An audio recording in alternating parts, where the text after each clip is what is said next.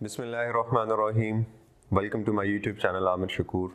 आज हम FA1 की रिवीजन करने लगे हैं और कुछ टॉपिक्स FA1 के अभी डिस्कस करेंगे। और ये जो टॉपिक्स हैं ये FA2 में भी और FFA में भी इस्तेमाल होते हैं।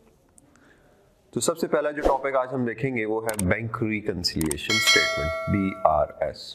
बैंक रिकन्सिलिएशन क्या होती है, कब हमें बैंक रिकन्सिलिएशन बनाने की ज़रूरत पड़ती है। तो बैंक रिकन्सिलिएशन हमने पहले भी बात की थी। रिकन्सिलिएशन क्या होती है कि जब दो लोग आपस में एग्री नहीं कर रहे और उनको एग्री करना, सेम पेज पे लेके आना, मैच करना, ये क्या है, रिकन्सिलिएशन है। तो बैंक रिकन्सिलिएशन क्या है। अब यहाँ पे कौन दो लोग हैं, कौन सी दो पार्टीज हैं। एक पार्टी है बिजनेस और एक पार्टी है बैंक। अगर बिजनेस का रिकॉर्ड बैंक के रिकॉर्ड्स के साथ मैच नहीं हो रहा और उसको मैच करना, इस प्रोसेस को हम कहेंगे बैंक रिकन्सिलिएशन स्टेटमेंट। अब देखिए, जो हमने पढ़ा था कि हमारे पास कितनी डे बुक्स होती हैं। हमारे पास 7 डे बुक्स होती हैं, जिसमें sale day book, sale return, purchase day book, purchase return, cash, petty cash and journal. ये जो कैश बुक होती है, हम जितनी भी ट्रांजैक्शंस बैंक के साथ कर रहे हैं, हम वो कहाँ पे रिकॉर्ड करते हैं, कैश बुक में रिकॉर्ड करते हैं। अब जब हमने अपनी कैश बुक में ट्रांजैक्शंस को रिकॉर्ड किया और अगर मैं ये कह रहा हूं कि मेरे 1000 रुपया बैलेंस है, मेरा बैंक ने 1000 रुपया देना है, मेरे लिए डेबिट बैलेंस है, मेरे लिए रिसीवेबल बैलेंस है, तो बैंक क्या कह रहा होगा कि जी मैंने 1000 आमिर को पे करना है, उसके लिए वो पेएबल होगा। मेरे लिए डेबिट है, रिसीवेबल है, तो बैंक के लिए वही बैलेंस क्रेडिट बैलेंस होगा, वो उसके लिए पेएबल होगा। और इसी तरह अगर मैं कह रहा हूं कि मेरा पेएबल है, मैंने बैंक को पे करना है, मेरी लायबिलिटी है, तो बैंक कह रहा होगा कि उसके लिए वो बैलेंस क्या है, रिसीवेबल्स है, डेबिट बैलेंस है। तो अगर हम स्टार्ट करें तो पहली बात जहां से हमने क्वेश्चन स्टार्ट करने हैं, पहली बात जरूरी क्या है कि कैश बुक का अगर बैलेंस दिया गया हो और डेबिट बैलेंस हो तो इट्स मीन कि वो बैलेंस पॉजिटिव बैलेंस है। और अगर क्रेडिट बैलेंस दिया गया हो तो इसका मतलब वो लायबिलिटी है, वो हमारे लिए नेगेटिव बैलेंस है। और अगर बैंक स्टेटमेंट का बैलेंस गिवन हो, बैंक स्टेटमेंट का क्रेडिट बैलेंस हो, तो वो पॉजिटिव बैलेंस होगा। और अगर बैंक स्टेटमेंट का क्रेडिट बैलेंस होगा तो पॉजिटिव होगा, डेबिट होगा तो नेगेटिव होगा। अच्छा, फिर उसके बाद रिकन्सिलिएशन कब होगी, जब दोनों के बैलेंसेस आपस में मैच नहीं करेंगे। जब दो लोग लड़ रहे हैं, ए है और बी है, अब ये मैच क्यों नहीं कर रहे। हो सकता है कुछ बी ने लिखा है और ए ने अपने रिकॉर्ड्स में नहीं लिखा, और ऐसा भी हो सकता है कि कुछ ए ने लिखा है और बी ने अपने रिकॉर्ड्स में नहीं लिखा। तो जब ये दोनों लोग अपने अपने रिकॉर्ड्स में सेम चीजें लिख लेंगे तो दोनों का बैलेंस भी सेम हो जाएगा। इस प्रोसेस को बैंक रिकन्सिलिएशन कहते हैं। अब अगर हम यहीं पे ये एग्जांपल्स में ले लें कि कैश बुक में क्या एडजस्टमेंट होंगी और बैंक स्टेटमेंट में क्या एडजस्टमेंट होंगी, तो हम स्टार्ट करते हैं balance as per cash book. अभी हमने बात की कि अगर क्रेडिट होगा तो नेगेटिव, डेबिट होगा पॉजिटिव। इसी तरह balance as per bank statement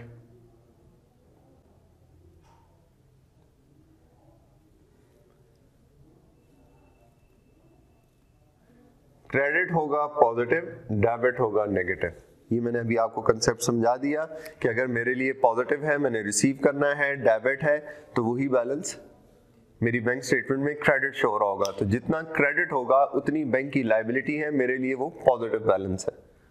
और अगर मेरा क्रेडिट बैलेंस है तो बैंक उसी बैलेंस को डेबिट बैलेंस कह रहा होगा। तो यहां पे क्रेडिट नेगेटिव, यहां पे डेबिट नेगेटिव, यहां पे डेबिट पॉजिटिव, यहां पे क्रेडिट पॉजिटिव। अब देखें, इसमें टोटल जो एडजस्टमेंट्स होती हैं वो दो तरह की होती हैं। कितनी तरह की एडजस्टमेंट्स होती हैं, दो तरह की एडजस्टमेंट्स होती हैं। पहली एडजस्टमेंट, हर वो चीज जो बैंक ने रिकॉर्ड की है हमने रिकॉर्ड नहीं की। जिससे मैंने कहा था दो लोग लड़ रहे हैं, बी और ए है, बी ने जो रिकॉर्ड किया है ए ने रिकॉर्ड किया, वो ए रिकॉर्ड कर ले, और कुछ जो ए ने रिकॉर्ड किया है बी ने नहीं किया वो बी कर ले। अब दोनों के रिकॉर्ड्स इक्वल हो गए तो दोनों का बैलेंस भी मस्ट है कि वो इक्वल होगा। तो अब कौन सी ऐसी चीजें हैं जो बैंक रिकॉर्ड कर लेता है और हमने रिकॉर्ड नहीं की होती? ऐसी चीजों को हम कहते हैं unrecorded items. Unrecorded items are those which have already been recorded by the bank in their records. वो हर वो चीज जो बैंक अपने रिकॉर्ड्स में रिकॉर्ड कर चुका, हमने अभी तक रिकॉर्ड नहीं किया, उन चीजों को हम अपने रिकॉर्ड्स में, बिजनेस के रिकॉर्ड में, अपनी कैश बुक के अंदर रिकॉर्ड करेंगे। और वो क्या है देखें, अनरिकॉर्डेड आइटम्स क्या होते हैं? अनरिकॉर्डेड आइटम्स हमने कहा हर वो चीज जो बैंक रिकॉर्ड कर चुका है और हमने रिकॉर्ड नहीं की, जिसमें bank charges,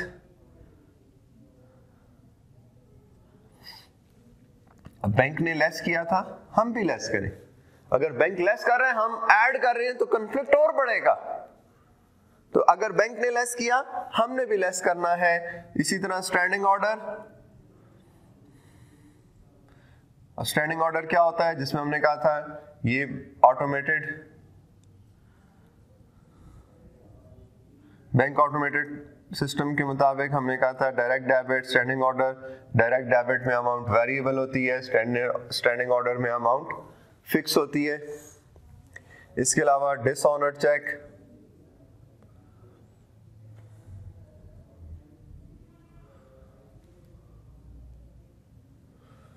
direct credit add होगा, किसी कस्टमर ने हमारे अकाउंट में डायरेक्टली डिपॉजिट कर दिए। इसी तरह अगर हम इंटरेस्ट रिसीव किया हमने, ऐड होगा। और अगर हमारे से कोई कैश बुक का एरर हो गया तो वो कैश बुक के बैलेंस में प्लस या माइनस होगा। तो अब हमारे पास जो बैलेंस आएगा इसे हम कहते हैं रिवाइज्ड कैश बुक बैलेंस।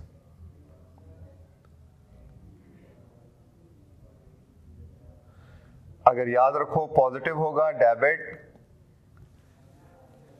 और अगर नेगेटिव होगा तो क्रेडिट। तो हमने क्या पढ़ा?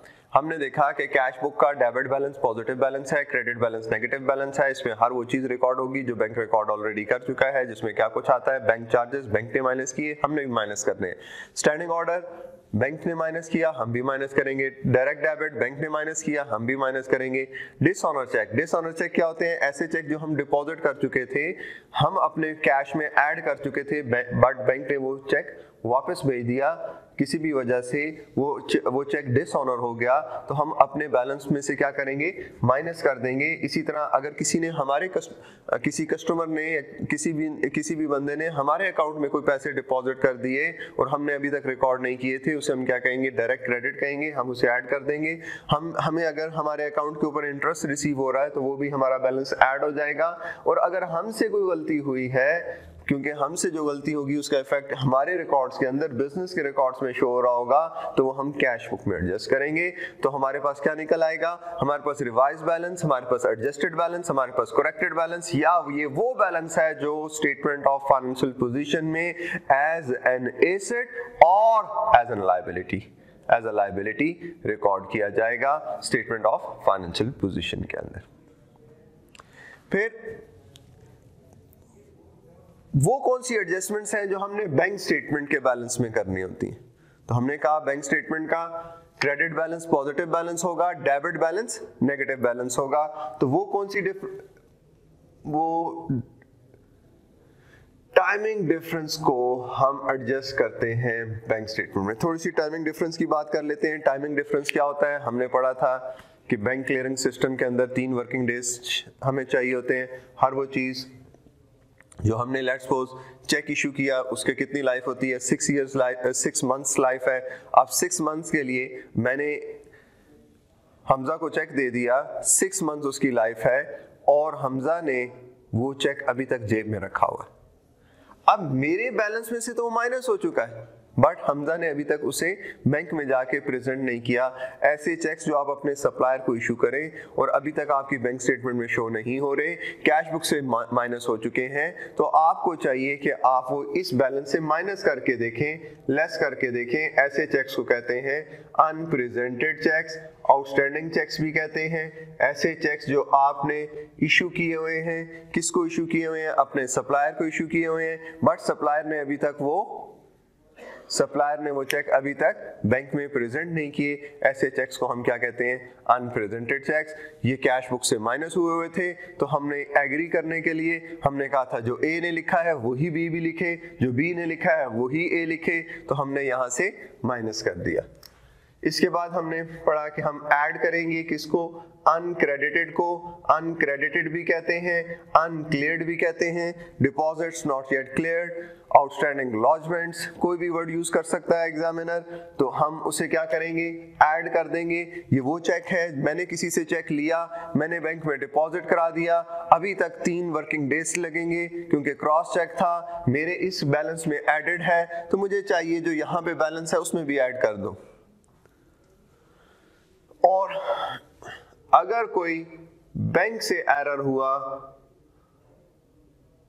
तो वो बैंक स्टेटमेंट के अंदर प्लस या माइनस होगा, वो हम एरर की नोयत देखेंगे। तो हमारे पास ये जो बैलेंस आ जाएगा, पॉजिटिव आएगा या नेगेटिव आएगा? पॉजिटिव आएगा तो डेबिट एसेट रिकॉर्ड होगा, नेगेटिव आएगा तो लायबिलिटी रिकॉर्ड होगी। और इस बैलेंस का क्या नाम होगा? Revised cash book balance. Revised cash book balance. तो आप देखें ये हमारी दोनों बैलेंसेस, मेरे राइट और लेफ्ट पे बैक पे दोनों बैलेंसेस इक्वल हो गए। हमने कैश बुक का बैलेंस लिया, अनरिकॉर्डेड आइटम्स को एडजस्ट किया, रिवाइज बैलेंस निकल आया, एडजस्टेड बैलेंस निकल आया, करेक्टेड बैलेंस निकल आया। मैंने बैंक स्टेटमेंट का बैलेंस लिया, मैंने टाइमिंग डिफरेंस को एडजस्ट किया, तो रिवाइज, एडजस्टेड, करेक्टेड या वो बैलेंस जो स्टेटमेंट ऑफ फाइनेंशियल पोजीशन में रिकॉर्ड किया जाएगा। तो 2 मेथड्स हैं रिवाइज बैलेंस फाइंड करने के। Number 1 is from cash book balance, number 2 is from bank statement balance. तो कैश बुक में क्या एडजस्टमेंट्स होंगी? Unrecorded items. और बैंक स्टेटमेंट में क्या एडजस्टमेंट होंगी? Timing difference. तो याद रखें जब आप क्वेश्चंस FA1 के अटेम्प्ट कर रहे होंगे, खुदारा बहुत सारी चीजें इग्नोर करने वाली होती हैं। आपको अगर कैश बुक का बैलेंस देगा तो आपने अनप्रेजेंटेड को, अनक्रेडिटेड को इग्नोर करना है, तब आपका रिवाइज बैलेंस आ जाएगा। अगर वो आपसे रिवाइज पूछ रहा है, हाँ अगर वो आपसे बैंक स्टेटमेंट का बैलेंस पूछ रहा हो, आपके पास कैश बुक का बैलेंस गिवन हो और बैंक स्टेटमेंट का पूछ रहा हो, तो हमारे पास अभी तक कोई ऐसा जरिया नहीं है कि हम यहाँ से उड़ के इधर आ जाएं। हमें क्या निकालना है? हम इस कैश बुक से रिवाइज बैलेंस निकालेंगे। रिवाइज बैलेंस और ये रिवाइज बैलेंस आपस में इक्वल हैं, हम ये x फाइंड कर लेंगे। अब हम यहाँ पे x minus unpresented plus uncredited is equal to revise. Revise भी है, अनप्रेजेंटेड भी है, अनक्रेडिटेड भी है। अब आप ये x बैंक स्टेटमेंट का बैलेंस फाइंड कर सकते हैं। तो हमारे पास एक क्वेश्चन क्या आता है? कैश बुक का बैलेंस देता है, रिवाइज या करेक्टेड या एडजस्टेड बैलेंस पूछता है। दूसरा मेथड क्या है? बैंक स्टेटमेंट का बैलेंस देता है, रिवाइज या एडजस्टेड पूछता है। 2 बातें होंगी। तीसरा थ्योरेटिकल आता है, कहता है कि बताओ कैश बुक में क्या चीजें एडजस्ट होंगी। ठीक है, और क्या बैलेंस आ सकता है? और क्या क्वेश्चन आ सकता है कि आपको कैश बुक का बैलेंस दे और बैंक स्टेटमेंट का पूछे, फिर हमने कैश बुक से रिवाइज कैश बुक निकालेंगे, रिवाइज और रिवाइज इक्वल होंगे, x minus unpresented plus uncredited is equal to revise, x को उधर ही रहने देना और इक्वेशन बना लेना, दूसरी साइड पे जाके साइन चेंज हो जाते हैं, x बैंक स्टेटमेंट का बैलेंस फाइंड हो जाएगा। तो होपफुली इस लेक्चर से आपको जो ये आपका बैंक रिकंसिलिएशन का कंसेप्ट है ये क्लियर हो गया होगा। इसको आप प्रैक्टिस करें क्योंकि FA1, FA2 इवन FFA के अंदर भी तीनों पेपर्स के अंदर ये आपके क्वेश्चंस बैंक रिकंसिलिएशन से रिलेटेड आते हैं। इंशाल्लाह नेक्स्ट वीडियो हमारी अब कंट्रोल अकाउंट्स पे बनेगी।